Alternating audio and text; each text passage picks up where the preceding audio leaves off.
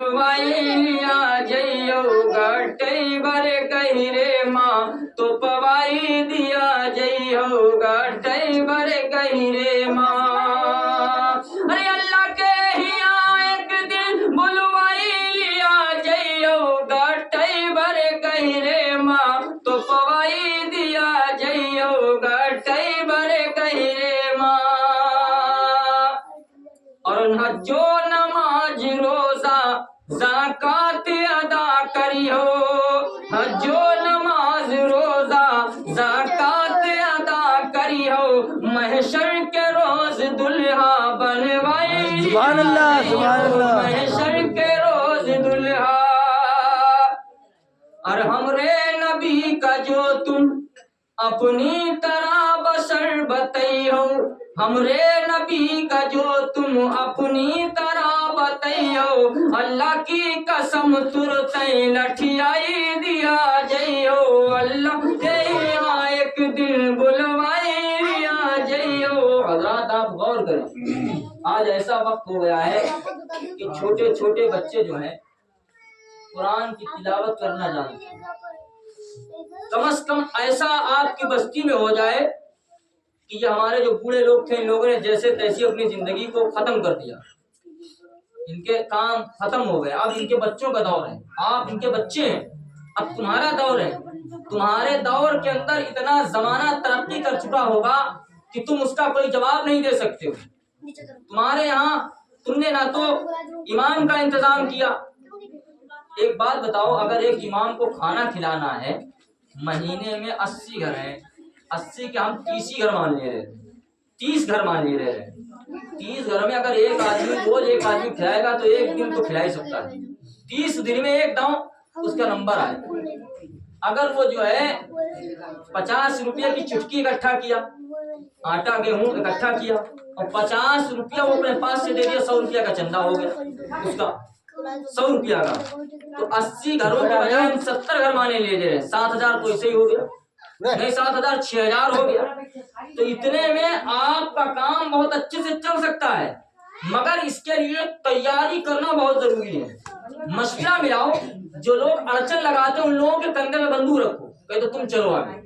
जिसको एतराज रहता हो, जो दिक्कत फैलाता होगा, तुम चलो आगे, तुम करो आगे। तुमको चंदा भी करना होगा, तुमको मस्जिद के लिए दौड़ के जाना भी होगा, तुमको सब काम करने पड़ेंगे। जो अड़चन लगाता है उसको भी आगे बढ़ाओ, क्योंकि एक वक्त ऐसा होता है जब कोई नमाज पढ़ता है ना तो इब्लीस उसके पीछे लग जाता है। इब्लीस जानते हो, शैतान, शैतान जानते हो, शैतान उनके पीछे पड़ जाओ थे, उसको नमाज पढ़ना हराम कर देंगे, समझे। वो सोचता है, एक मसला बताऊं मैं आपको, इब्लीस की मीटिंग लगी हुई थी। किसकी मीटिंग लगी हुई थी? इब्लीस की। उसके सब चेले चपाड़े बैठे हुए थे, चेले चपाड़े बैठे हुए थे।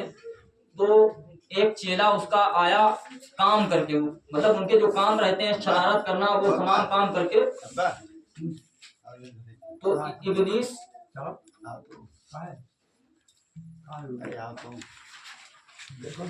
इब्लीस जो है उसके चेले लगे हुए थे। एक चेला आया, कहने लगा तुम क्या करके आए हो? कहा आज मैंने एक नमाजी को नमाज पढ़ने में गफलत पैदा कर दी, वो नमाज नहीं पढ़ पाया। कहा बैठ जाओ। दूसरा आया, कहा मैंने जो है 2 भाइयों में लाठी चलवा दी। कहा तुम भी बैठ जाओ। तीसरा आया, कहा मैंने फला जगह पर कत्ल करा दिया। कहा तुम भी बैठ जाओ।